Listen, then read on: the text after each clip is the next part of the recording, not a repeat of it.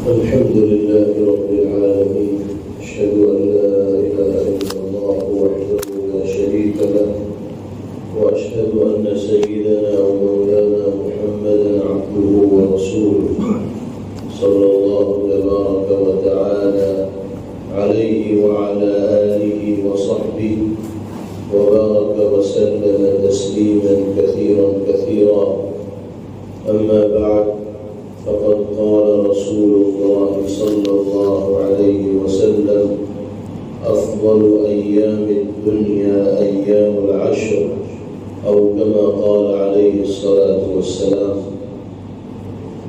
محترم بزرگوں اور بھائیوں، اللہ کا فضل و کرم، اس کا انعام و احسان کہ وہ وقفے سے موقع بموقع ایسے مبارک روز و شب اور ایام میں مرحمت فرماتے رہتے ہیں کہ جن کی قدردانی کر کے اور جن کے لمحات کو وصول کر کے ہم اپنی دنیا کو بھی بنا سکتے ہیں اور آخرت کو بھی سنوار سکتے ہیں۔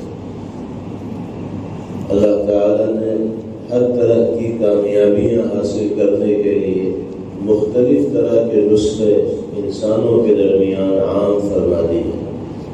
قرآنی آیات کے ذریعے وہ نسخے پیش کیے گئے اور سرکار دو عالم جناب محمد رسول اللہ صلی اللہ تعالی علیہ وسلم کی تعلیمات و ہدایات کے ذریعے وہ لائحہ عمل دنیا انسانیت کے سامنے لائے گئے۔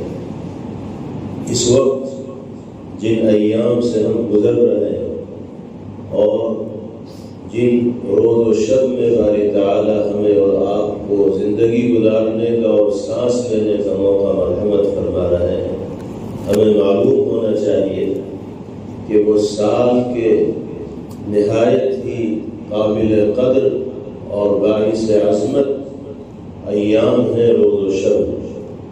نبی کریم علیہ السلام نے فرمایا: افضل ایام الدنیا ایام العشر، سال بھر میں سب سے زیادہ فضیلت رکھنے والے ایام ماہ ذی الحجہ کے ابتدائی عشرے کے ایام ہیں۔ شروعاتی 10 دن یقیناً رمضان المبارک کو سید الشہور قرار دیا گیا، تمام مہینوں کا سردار اسے بنایا گیا، اور اس میں ایک فریضے کا ثواب 70 فرضوں کے برابر نبی کریم علیہ السلام کے ذریعے بتایا گیا، نفل کا ثواب فرض کے برابر بتایا گیا۔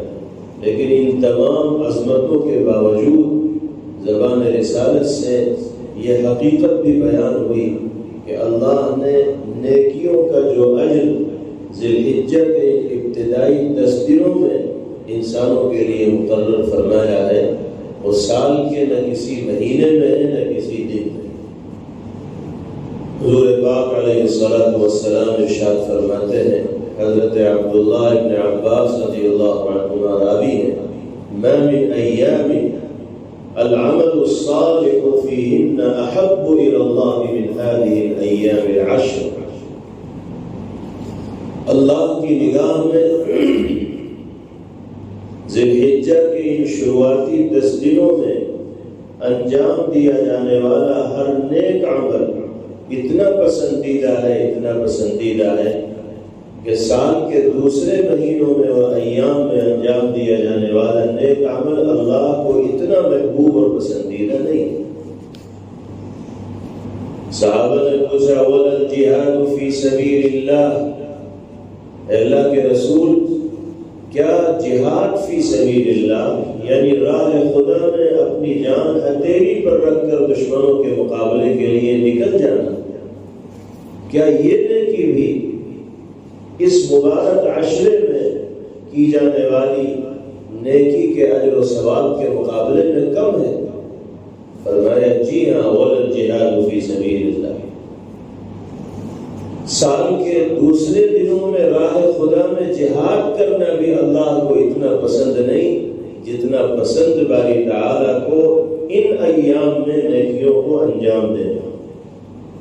إِلَّا رَجُلٌ خرج بنفسه وماله ولم يرجع من ذلك بشيء، وہ آدمی جو اپنی جان و مال کی بازی لگا کر میدان کارزار میں چلا گیا اور جہاں شہادت نوش کر گیا، کچھ واپس لے کر نہیں آیا، تو اس کا اجر و ثواب تو بڑا ہوا ہے، اور اس کا عمل اللہ کی نگاہ میں اس عشرے میں کیے جانے والے اعمال صالحہ سے بھی زیادہ محبوب اور پسندیدہ ہے۔ لیکن اس کے علاوہ تمام اعمال جو انسان پورے سال انجام دے گا، اس میں نیکیوں کا جو گراف ہوگا، قبولیت کا جو مرتبہ ہوگا، اللہ کے یہاں اس عشرے کے اندر کیے جانے والی نیکیوں کا مرتبہ ان سے بڑا ہوا۔ تو یہ اللہ کے کرم کی بات ہے کہ اس نے یہ مبارک ایام اور روز و شب ہمیں مرحمت فرمائے ہیں، اور وقفے وقفے سے اللہ تعالی اس طرح کے ایام ہمیں نصیب فرماتے رہتے ہیں۔ ابھی ماہ رمضان گزرا ہے، اور پھر ہر ہفتے جمعے کے مبارک دن کے طور پر اللہ تعالیٰ بڑی فضیلت رکھنے والا یوم عطا فرماتے ہیں۔ اب یہ ذی الحجہ کا مہینہ شروع ہو گیا ہے۔ ضرورت اس بات کی ہے کہ ہم اور ہمارے سماج اور معاشرے کے تمام افراد ان ایام کی عظمتوں اور فضیلتوں کے معترف ہوں، سمجھنے والے ہوں، اور گناہوں سے بچ کر خاص طور پر زندگی گزاریں۔ ان مبارک دنوں میں کیا عمل کیا جانا چاہیے؟ حضور پاک علیہ الصلوۃ والسلام کی احادیث مبارکہ سے معلوم ہوتا ہے کہ ابتدائی 9 دنوں میں نفلی روزوں کا اہتمام بہت فضیلت رکھنے والا۔ آپ نے فرمایا يعدل صيام كل يوم منها بصيام سنة وقيام كل ليلة منها بقيام ليلة القدر۔ اس عشرے کے ہر دن روزہ رکھنے کا ثواب سال بھر روزہ رکھنے کے برابر، اور رات میں عبادت کا ثواب شب قدر کی عبادت کے برابر۔ پیغمبر علیہ الصلوۃ والسلام نے کثرت سے اللہ کی تسبیح و تحمید، تقدیس و تہلیل بیان کرنے کی تاکید اور ترغیب اہل ایمان کو ان مبارک ایام میں دی۔ اللہ اکبر، اللہ اکبر، لا الہ الا اللہ واللہ اکبر، اللہ اکبر وللہ الحمد۔ کثرت سے ان تکبیرات کا ورد اہل ایمان کو خاص طور پر ان مبارک دنوں میں کرنا چاہیے۔ اور اللہ نے یہ عظمتیں اس مہینے کو اس لیے عطا فرمائی کہ 2 عبادتیں ایسی ہیں جو صرف اسی ماہ مبارک کے متعینہ ایام میں انجام دی جا سکتی ہے۔ ایک عبادت فریض حج کی ہے، جس کی ادائیگی کے لیے اللہ نے اسی مہینے کے متعینہ ایام مقرر فرمائے، اور دوسری عبادت قربانی کی ہے، جس کی ادائیگی کے لیے بھی اسی ماہ کے 3 دن مقرر فرمائے گئے ہیں، 10، 11، 12۔ نبی ذی الحجہ کے روزے کی خاص اہمیت پیغمبر علیہ الصلوۃ والسلام نے بیان فرمائی۔ ارشاد فرمایا من صام یوم عرفہ احتسب علی اللہ ان یکفر السنة التي قبلہ والسنة التي بعدہ۔ جو یوم عرفہ کا روزہ رکھے گا، میں امید کرتا ہوں اللہ کی ذات سے کہ روزہ اس کے پچھلے سال کے گناہوں کے لیے بھی کفارہ بنے گا، اور آئندہ سال کے گناہوں کے لیے بھی کفارہ بنے گا۔ اللہ تعالی ہمیں ان ایام مبارکہ کو قدردانی کے ساتھ گزارنے کی توفیق نصیب فرمائے، تکبیرات تشریق کا اہتمام کرنے کی توفیق باری تعالی عطا فرمائے۔ نویں ذی الحجہ کی فجر سے 13ویں ذی الحجہ کی عصر تک ہر فرض نماز کے بعد تکبیر تشریق مردوں اور عورتوں پر پڑھنا واجب ہے۔ مرد زور سے پڑھیں گے اور عورتیں آہستہ پڑھیں گی۔ یہ ایسا واجب ہے کہ اگر یہ چھوٹ گیا تو اس کی تلافی کی کوئی شکل نہیں، بعد میں قضا کرنے کی کوئی شکل نہیں، اللہ سے معافی ہی مانگنی پڑے گی، اور انسان ترک واجب کا گنہگار ہوگا۔ عام طور پر جو مرد حضرات باجماعت نماز کی ادائیگی کا اہتمام کرتے ہیں، ان کو تو اس واجب پر عمل کرنے کی توفیق مل جاتی ہے، کیونکہ کوئی اگر بھول جائے مسجد میں تو دوسرا پڑھتا ہے تو یاد آ جاتا ہے، اور جو لوگ باجماعت نماز کا اہتمام نہیں کرتے عام طور پر ان کا یہ واجب چھوٹ جاتا ہے، اس لیے کہ یاد ہی نہیں رہتا۔ اور خواتین میں تو خاص طور سے اس حوالے سے بڑی غفلت پائی جاتی ہے۔ وہاں جماعت کا اہتمام نہیں، انفرادی نمازیں پڑھی جاتی ہیں تو سال بھر یہ تکبیرات تشریف پڑھی نہیں جاتی، ان دنوں میں بھی یاد نہیں رہتی۔ حالانکہ واجب دونوں کے اوپر ہے۔ ہمیں اپنے گھر میں جہاں مستورات نماز پڑھتی ہوں وہاں اس کا اہتمام کرنا چاہیے کہ کسی گدے وغیرہ پر لکھ کر یہ کلمات ٹانگ دیے جائیں تاکہ مصلی پر آنے کے بعد ماں و بہنوں کی نگاہیں اس کے اوپر پڑے اور ان کا یہ واجب چھوٹ نہ پائے۔ اور قربانی بڑے اہتمام کے ساتھ ان مبارک دنوں میں انجام دی جانی چاہیے۔ نبی کریم علیہ السلام نے فرمایا کہ ایام اضحیہ میں قربانی سے زیادہ پسندیدہ عمل اللہ کی نگاہ میں کوئی نہیں۔ جو حضرات صاحب نصاب ہو، قربانی کے دنوں میں کوئی اتنے مال کے مالک ہوں جس پر زکوٰۃ واجب ہوتی ہے، چاہے سال نہ گزرا ہو تو ان کے ذمہ قربانی واجب ہے۔ اللہ وسعت دے تو نفلی قربانیوں کا بھی اہتمام کیا جائے۔ نابالغ بچوں کی طرف سے قربانی اگرچہ واجب نہیں، لیکن نفلی طور پر اگر بچوں کی جانب سے بھی قربانی کر دی جائے تو یہ اچھا ہوتا ہے۔ اللہ تعالیٰ اس عمل کے ذریعے شرور و فتن سے بچوں کی حفاظت کا فیصلہ فرماتا ہے۔ واجب بالغ صاحب نصاب ہی پر ہے، بچوں کی طرف سے واجب نہیں ہے، لیکن اگر اللہ وسعت دے تو نفلی اعتبار سے بچوں کا بھی حصہ لے لینا چاہیے۔ مرحومین کی طرف سے ہو، سرکار دو عالم جناب محمد رسول اللہ صلی اللہ علیہ وسلم کی جانب سے ہو۔ بعض لوگ قربانی کے دنوں میں یہ شوشہ بھی چھوڑتے ہیں کہ اتنی زیادہ نفلی قربانیوں کی کیا ضرورت ہے، اور بہت سے مصارف میں اس میں مال خرچ کرنا چاہیے، اسکول بنا دیے جائے، ہاسپٹل بنا دیا جائے، ضرورت مندوں کی مدد کر دی جائے، ان کا تعاون کر دیا جائے۔ یہ ذہن خاص طور پر قربانی کے دنوں میں بڑا بیدار ہوتا ہے، اور اس طرح کے گفتگو لوگ اپنی نجی مجلسوں میں بھی کرتے ہیں اور بہت سے لوگ تحریروں میں بھی یہ بات لاتے ہیں۔ افسوس یہ ہے کہ اس طرح کا مشورہ دینے والوں کو اس وقت یہ مشورہ یاد نہیں آتا جب ہمارے یہاں شادیوں میں لاکھوں روپے پانی کی طرح بہائے جاتے ہیں، پٹاخوں میں ہزاروں روپے صرف کیے جاتے ہیں، ڈیکوریشن پر لاکھوں روپے خرچ کیے جاتے ہیں، تب کوئی یہ مشورہ دینے کے لیے نہیں آتا کہ اس اسراف کو چھوڑ کر کار خیر کے اندر اس کو صرف کیا جائے، خرچ کیا جائے۔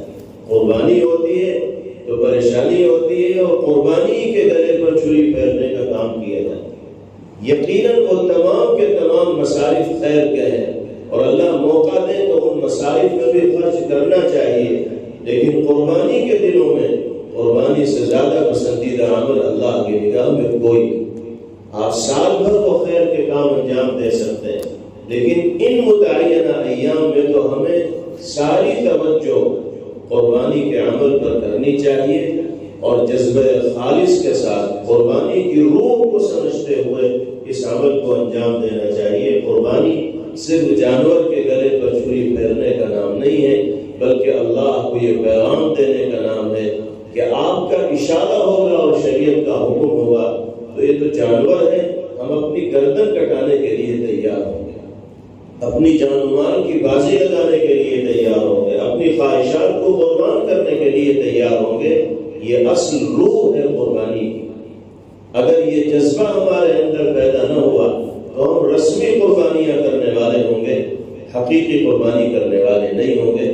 اللہ تعالیٰ بار بار ہمیں اپنی زندگی میں اس طرح کے مبارک اور فضیلت رکھنے والے ایام کی قدردانی کا موقع میسر فرمائیں، اور جو ذمہ داریاں مومن ہونے کی حیثیت سے ہمارے کاندھوں پر ہیں اللہ حسن و خوبی کے ساتھ انجام دینے کی توفیق نصیب فرمائے۔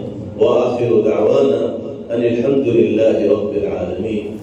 اللهم لك الحمد كله ولك الشكر كله، اللهم لا نحصي ثناء عليك أنت كما أثنيت على نفسك، اللهم صل وسلم وبارك على سيدنا ونبينا ومولانا محمد وعلى آله وصحبه كما تحب وترضى عدد ما تحب وترضى. لا إله إلا الله الحليم الكريم، سبحان الله رب العرش العظيم، لا إله إلا أنت سبحانك إني كنت من الظالمين. یا اللہ محض اپنے لطف و کرم سے ہم سب کے گناہوں کو معاف فرما دے۔ اے اللہ ہمیں اپنے مقبول اور مقرب بندوں میں شامل فرما دے۔ اے کریم آقا ان ایام مبارکہ کی قدردانی کی توفیق ہم سب کو مرحمت فرما دے۔ اے اللہ ہر طرح کے گناہوں سے بچ کر زندگی گزارنے کی سعادت ہم سب کو میسر فرما دیجیے۔ ہر خیر سے ہمیں نواز دیجیے، ہر شر سے ہم سب کی حفاظت فرما دیجیے۔ ہم میں اور ہمارے متعلقین و اہل خانہ میں جو بیمار ہوں سب کو شفائے کلی مرحمت فرمائیے۔ سارے عالم کے مسلمانوں کے لیے خیر کی اور بھلائی کے فیصلے فرمائیے۔ جملہ مرحومین کی مغفرت فرمائیے۔ ہم سب کے کاروبار میں ملازمت اور ذریعہ معاش میں برکت عطا فرمائیے۔ اے اللہ قربانی کے عمل کو پورے خلوص اور دلچسپی اور لگن کے ساتھ انجام دینے کی توفیق مرحمت فرمائیے۔ پورے ملک میں اور سارے عالم میں حسن و خوبی کے ساتھ ایام قربانی کو گزارنے کے مواقع میسر فرمائیے۔ اللہم ربنا آتنا فی الدنیا حسنہ وفی الآخرۃ حسنہ وقنا عذاب النار وصلى الله وسلم وبارك عليه وعلى آله وصحبه أجمعين برحمتك يا أرحم الراحمين والحمد لله رب العالمين.